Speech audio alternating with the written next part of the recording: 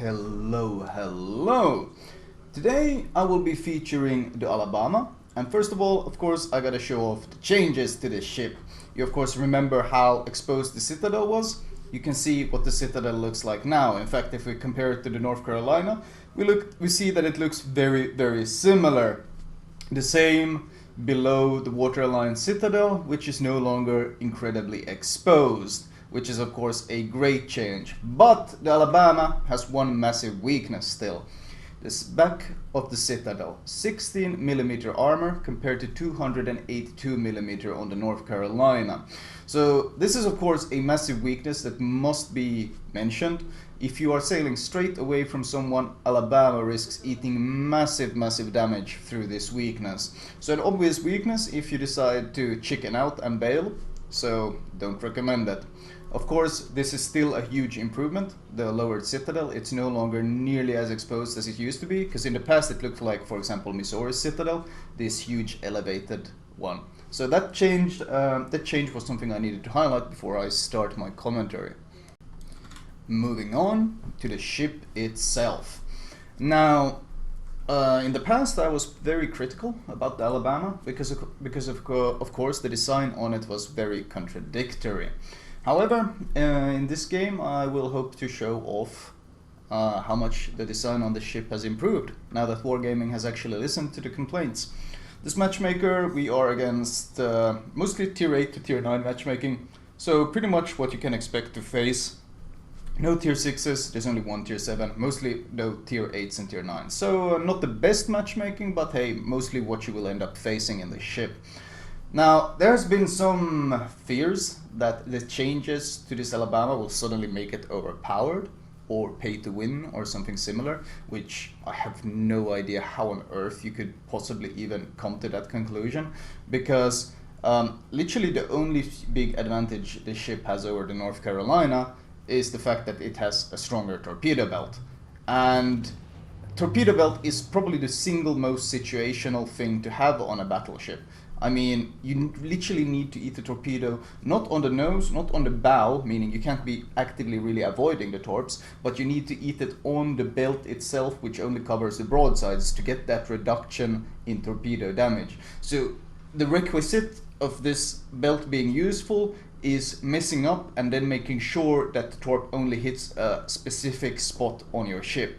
So to call it a incredibly situational advantage is understating it, whereas what you trade off in return is the single most important battleship characteristic, Sigma, aka accuracy. Here we get a prime example of the issues of trading off Sigma for something so situational.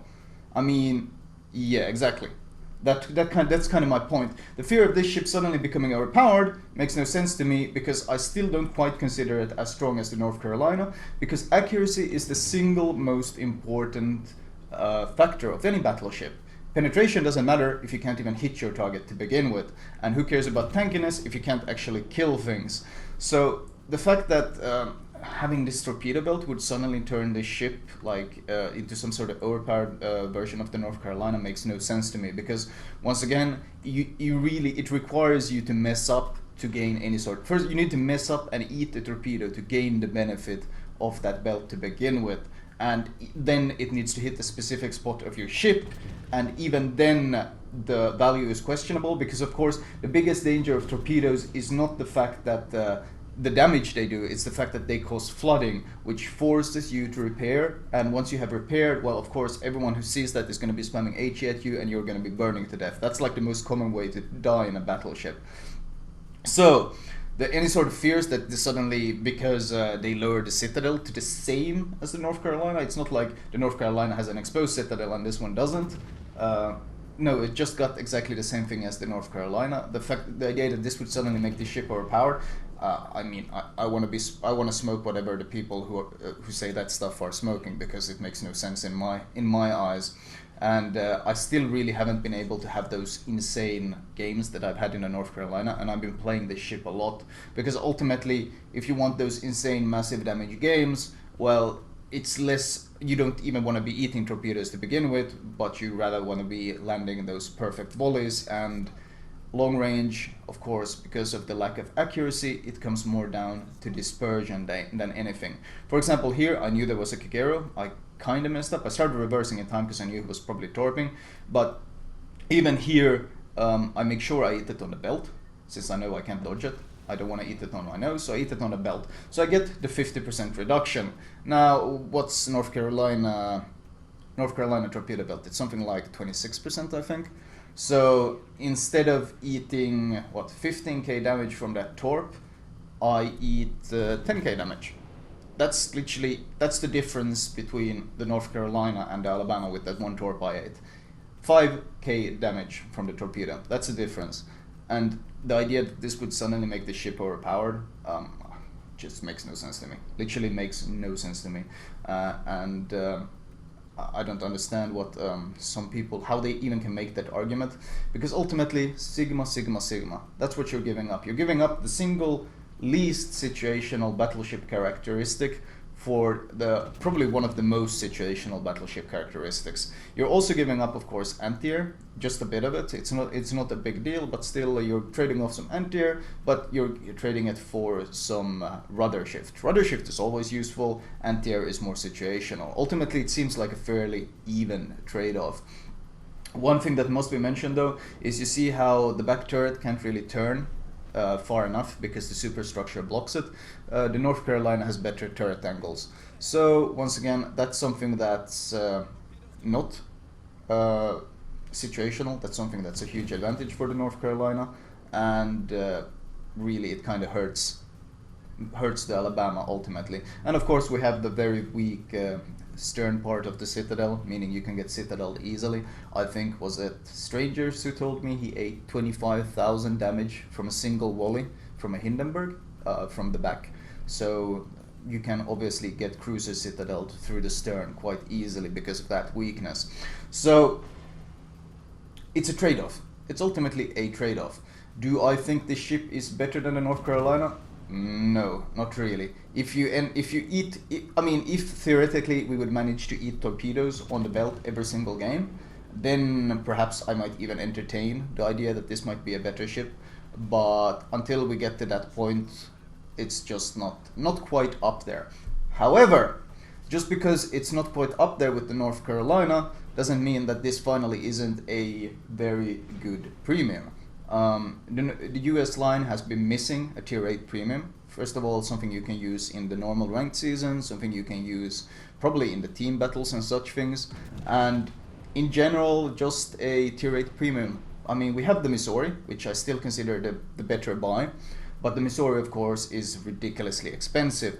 So if you don't have the Missouri and you want a US trainer, premium, whatever, then the Alabama is certainly a great option because it's still a battleship, and just like I said, even before this buff, any premium battleship is probably going to be worth its value, and this one is tier 8, which means it makes more money, more XP, more of all of this than any tier 7, tier 6s and so forth.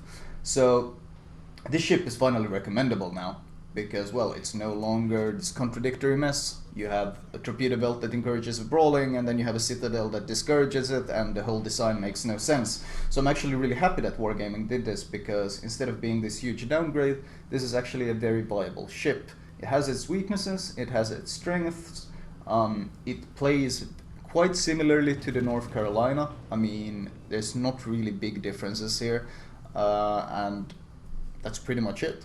There's not much complex going on with this ship. I don't agree with any sort of ideas that the ship would suddenly be overpowered, because, well, I mean, what is it overpowered against? Eating torpedoes on the belt?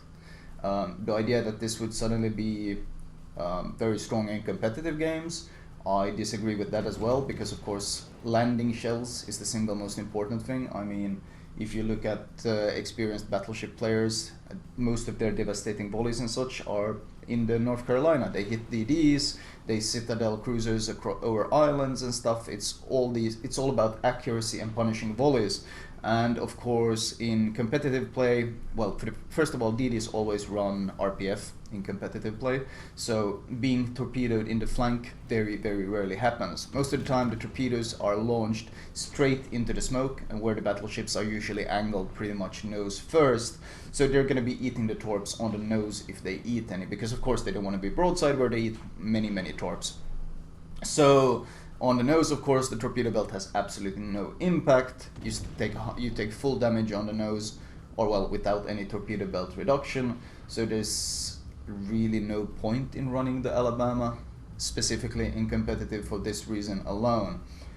And that's pretty much it.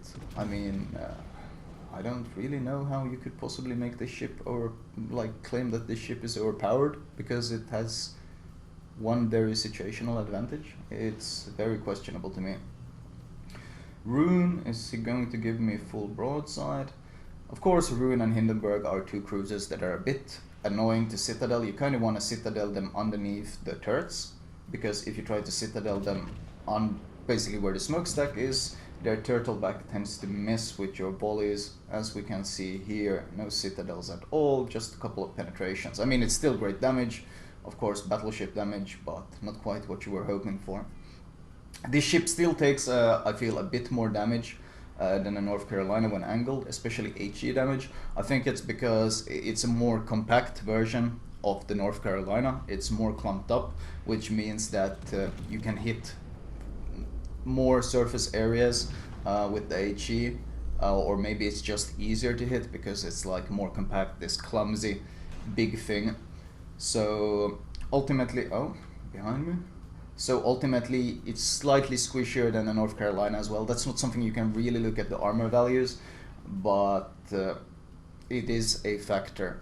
Now, of course, oh, citadel grosse. Well, first of all, I don't want to give my stern. You saw what's in my stern. That Missouri volley was quite scary. You know, you saw the armor weaknesses on the back of my stern with the citadel. So obviously, I don't want to give my stern. So instead, I'm just going to stay angled. I'd rather give a bit more broadside and let my broadside belt do most of the tanking.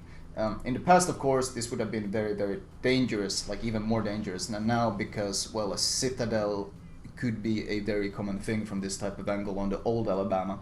However, on the new Alabama, it's less of a risk because he's so close that it's unlikely he'll get a plunging shell into my citadel. And of course, North Carolina shells or North Carolina guns are extremely good against the German battleships, since you tend to get a lot of penetrations and you tend to do very consistent damage. I rather ground and keep myself angled than try to turn away and expose the weak stern, or just turn left and expose the broadside. Of course, you always want to stay angled. And on my left, I see, of course, the classic full HP battleship or teammate arrive, who's obviously been hiding in the back all game. That is pretty common. Citadel volley on the New Orleans and a good volley on the Friedrich Grosse. This would actually be a double strike, but because of course this is a test account, I'm not given any sort of achievements, any sort of rewards like devastating strikes and double strikes in this case, or Confederate high caliber, the usual stuff you could expect from a game like this. At this point, there's not really much to watch. The Missouri gets killed by my team, and the Udaloy just runs away, and this game ends soon after. Looking at the money though, the money and the XP, well, first of all, the reason I get this much money, I'll show you the end score, is because I'm running the Ocean Soul camo on this ship, just to make it look a bit different, perhaps not have people focus it as much. I was just testing around different camos on it, what they look like. 184k damage is certainly a nice result. I mean, for tier 8 battleship, as you've probably seen from my channel, it's not something super amazing, but it's not a bad score either. It's once again, I would consider a competitive tier 8 battleship, and that's the score that I expect to see from a competitive tier 8 battleship. And I have to say that the Alabama plays much nicer now, when it's less about having to constantly worry about being citadeled, but instead being able to push in and brawl a bit more and basically have a bit more fun in it. And I think that not only has the buffs made it stronger, or the lowered citadel made it stronger, it has also made it significantly more enjoyable to play, which is probably one of the most important things when it comes to recommending a premium for me. Not just the way it performs, but is it actually fun to play? And the old Alabama was certainly not fun to play because it was too much worrying about, will I get citadel from some ridiculous angle or not? Whereas this one is, it's a fun battleship. You can just go in there and do battleship things, which is of course fun. 2.6k base XP, no Kraken, but then again no achievements either, since this is a, of course, test account. Looking at detailed report, tanked 110k, not really that much. I only really ate one torpedo, and that was of course from a mistake I made. I knew there was a Kagero, I pushed a bit too offensively, and I was punished for it. So the OP torpedo belt that clearly makes this pay to win literally made me eat 5k less damage this game. Woo! So once again, I don't really understand that argument. Potential damage though, 2.1 million, which is of course always nice that you have done some tanking for the team. And of course, as promised, credits and XP. And here you can see that, yes, this is obviously a tier 8 premium. As you can see, the rewards, almost 700k credits. And then of course I have the Ocean Soul and the Zulu on top, which was what buffed it into the ridiculous numbers you saw, almost 1 million credits. But still, even without those, a tier 8 premium, especially a battleship, will of course generate a lot of income, which makes this a pretty damn easy ship to recommend for my viewers. Anyway, let's move on to my recommended build for this ship. Right, moving on. Of course, premium repair, premium heal. I mean, if you are running a premium tier 8, you should be able to afford these things. Main armaments 1, AA guns, of course. You have North Carolina anti-air, almost, not quite. You lack a bit on the mid-range, but still you want to increase the range on it. Damage control 1 and 2. Of course, this ship has fairly good rudder shift. I think I used it on the North Carolina as well. No real differences in build this way. I think I can get away with the 15.3 rudder shift. And of course, finally stealth, because this is a tier 8 battleship, which means you can easily slot the stealth upgrade. You can because you can slot stealth upgrade and go stealth build, you get very, very good stealth. My basic build, preventive maintenance, rudder shift and adrenaline rush, superintendent and vigilance, concealment expert, and probably the last perk I would get is AFT, just for that increased AA range, which of course helps you significantly against carriers. So that's pretty much it. As you notice, this is of course the same US captain I use on my Missouri, the same US captain I use on my North Carolina, on my Iowa, on my Montana. So this is a very good US battleship trainer for this reason, of course, since it synergizes really well with your captain. So ultimately a very solid ship, and I'm glad that Wargaming listened.